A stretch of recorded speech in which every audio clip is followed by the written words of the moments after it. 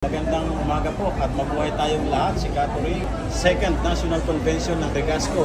Mabuhay ka ako sa lahat ng iyong mga managers sa iyong matagumpay na aalamin po natin ngayon yung reaksyon ng ating mga kasamahang tangkero regarding po doon sa sinasabing January pag-i-implementa na noong wala na raw generic. Ha? Wala na raw generic sa January. Sana nga po. Sana nga po. Sana nga po matupad. Kasi mas maganda po talaga wala ng generic. Once na wala ng generic, talagang magbubong siya. Sana, mahinto na ho yung mga plantang pasaway na yun. Maging parehas. Yung mga planta, pakiusap ng ating mga maliliit na hampaslupang tangkero na katulad ni Katuring, unang kayo ang gagalang sa lira. Nag-high blood na naman ako. Unang kayo ang gagalang sa lira. Pero din po siyang hinaing sa January 1 na inaasahan daw. Sana naman na-implement na yan. Pakiusap natin sa Department of Energy. Umaksyon na sila. Ang Gregis Enterprise na 28 years in existence. Kinukumusta ko nga ni Katuring, kukumusta ang kanilang transition from illegal to legal. Si Katuring naman, hindi naman natin kalaban yung mga illegalista. Alam naman natin boss, di ba na talagang halos lahat ay galing naman dyan. Si Regasco nga ay may pag-amin na talagang sila ay galing din dyan. Ano naman ang ginawa mong mga diskarte? Ikaw ba willing magbagong anyo talaga? Oo, sir. Unting pinace out yung mga lumang tangke, legal, yan, inalis na natin yan. Pero naapektuhan ka talaga na? Oo, kasi siyempre yung kinikita natin, hindi naman ganun kalaki. Napawasan, no? Magkano lang naman talaga kinikita natin. Dami ulan. Ang masasabi natin sa mga kasama nating tangkero hanggang ngayon ay nasa illegal pa rin. Mag-ingat kayo, na huli kayo, yari kayo dyan. Kulong kayo, tsaka malaking penalty. Kaya lumaban na lang kayo ng patas.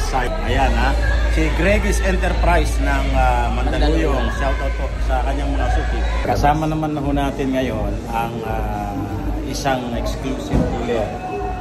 Sino po sila, sir? Kuya Rodney LPG. Nasa Jose Del Monte, Bulacan. Ilang taon na kayo sa industriya? Nasa 10 years na po. Ano po ang inaasahan natin by January? Sana kung ano man yung nangyayari, kaya pang gumanda. Yung inaasahan natin na gaganda yung industry natin. Naging naapektuhan din ho ba kayo nitong yung transition ng from generic to... Ayoko, malaki. So, napakalaki. Improvement-wise, kumusta naman ang naging improvement ng ating industriya? Gumanda naman. Kumpara natin nung wala pang lira. Nung wala pang lira. Oo, wala pang lira. Pero ngayon maganda. Medyo natatakot na rin. Oo, marami na. In terms sa mga suki, aware na ho ba yung mga suki nila? Hindi ka mukha dati, hindi. Nagagamit ko yan. Bakit pwede naman yan? Ayun, hindi. Uy, baka sumabog yan. Ngayon, ano na rin sila eh? Cautious na rin sila, alam? Siyempre, biro mo, magkano nga yung bahay mo?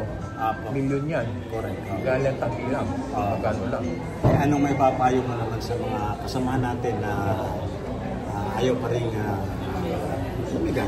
Ayaw pa rin, or illegal, pero nag-illegal pa rin. Ano po masasabi? Ako, masasabi ko lang, maganda ng illegal talaga. Yung kompleto tayong papel. Kahit sa mga tayong pumunta, makakatayo tayo sa natin. Mungkin kahit sino pumuntang dyan na Autoridad. Panatag. Oo, may papel tayo. Hindi yung takot tayo. So sa mga nag-a-aspire na gustong maging tangkero, ano naman po ang inyong maipapayo sa kanila, maibibigay na advice? Kung may papayo ko lang, kung papasok sa lagan na itong negosyo, ayusin nila. Sir, maraming salamat. Thank you. Kuya, may sinasabi ka?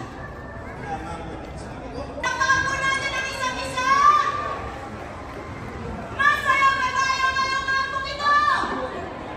Hindi ko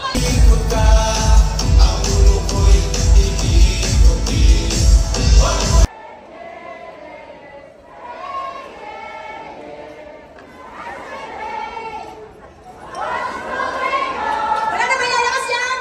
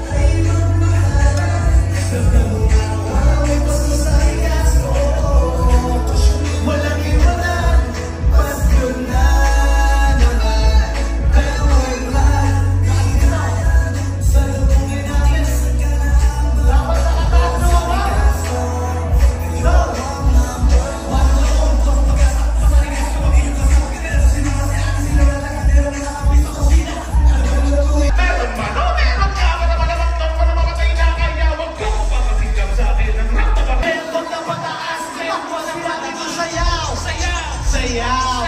Sayaw! Pag sinabi ko sayaw! Ng LPG industry, sa mahabang panahon hanggang sa ngayon, walang iba kundi si Senator Bam Aquino.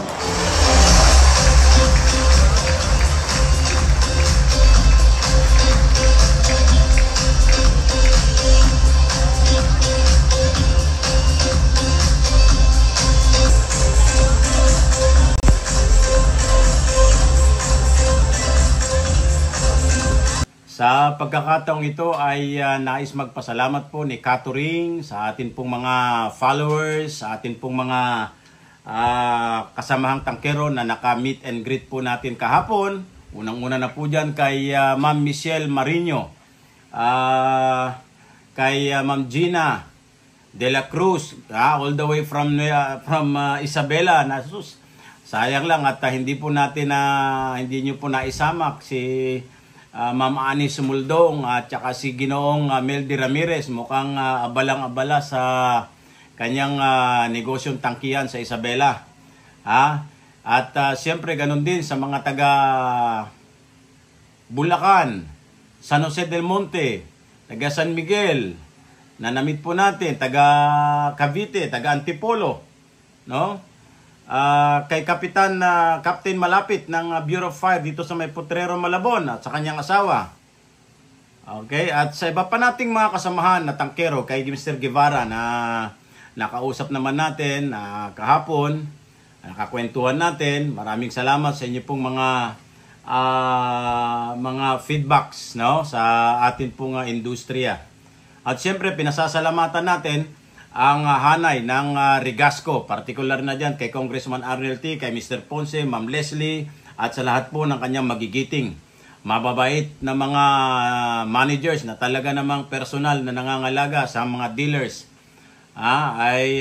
Itsapwera na po natin yung pong mga ibang mga dealers nyo na talagang hanggang ngayon na hindi nakaka-move on doon po sa naganap na pagtaas na 50 pesos. At sabi nga regardless of the price, kapag talaga namang long term ang inyong magandang serbisyo, ipagpatuloy lamang po ninyo yan. At siyempre well appreciated and highly appreciated po natin ang inyo pong ginagawang pagpapalubag, pagpapakonsuelo, pagpapasaya sa inyo pong mga dealers na talaga namang hindi natin maitatanggi at hindi natin maikukumpara. Ang inyo pong eka nga ay pagbabalik, no, ng pagpapahalaga sa amin bilang mga maliliit na tangkero. Wala pa ako nakitang mga, ewan ko lang sa iba, no, pero so far sa 4 na taon po, batang-bata ni Catering sa industriya, si Rigasco pa lamang ang nakita ko talaga na ibinabalik. Kahit sa ganyang kaparaanan ay napasasaya po ninyo ang inyo pong mga dealers, no? Hindi lingid sa kaalaman ng ating mga kasamahan. Yung mga ibang mga kasamahan natin na umaten po dyan, may mga brand suppliers din po yan na malalaki, no? Kilala na naman natin kung sino yung mga malalaking LPG brand supplier na yan. Pero nasaan po sila? Hari nawa na ma-motivate po ni Rigasco yung mga yan. Para naman sumigla pang lalo ang ating samahan bilang mga tangkero sa Pilipinas. No, hindi lamang yung babagsakan nyo kami, imo-monitor nyo kami, magkaminsan tatanggalan nyo kami ng kontrata, pero wala ho tayong motivasyon sa atin pong mga kasangga, mga kapartner na mga tangkero. Kaya muli ay binabati natin at pinasasalamatan natin ang management, ang hanay ng Rigasco, at mabuhay po tayo.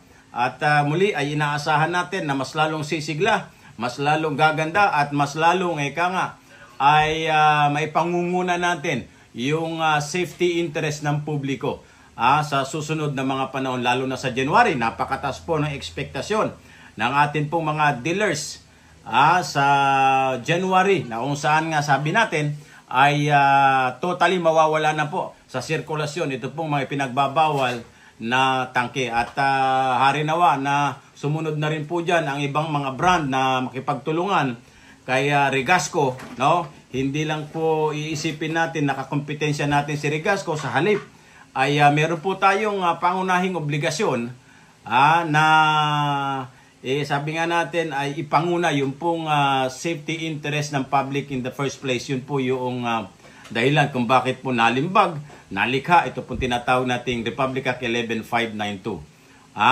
Alam natin na marami pong naapektuhan, marami pong hindi masaya dahil nga sa pagkabawas ng kanilang mga kinikita, dahil alam naman po natin na talagang nung araw ay sky is the limit, no? Wala pong kumukontrol sa operasyon. Pero ngayon, kinakailangan talagang base dun po sa provision ng mga guidelines sa ilalim po ng RA 11592 ay talagang well monitored, well tracked ang distribution po ng mga tangke po ngayon, at kinakailangan po meron na pong matatawag, may matutukoy na kung kanino galing, saan galing, no?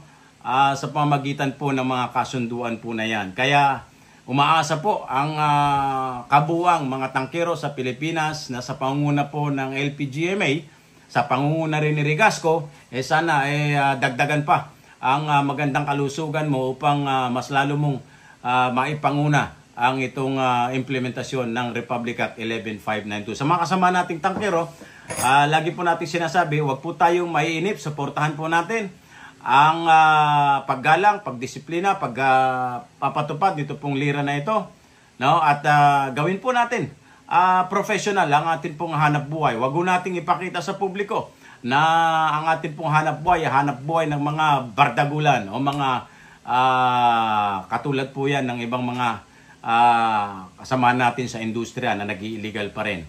No? Gawin nating makabuluhan ang ating ay pagiging membro sa industriya ng pag-LPG. Mabuhay po tayong lahat.